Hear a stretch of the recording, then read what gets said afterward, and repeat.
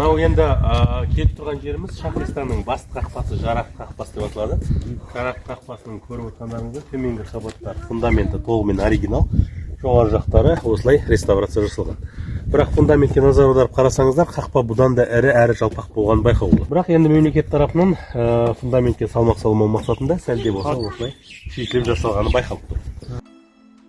Қазақ хандығы тұсындағы отырақты айтуға. Ойда бәрін сөйтіп тастады.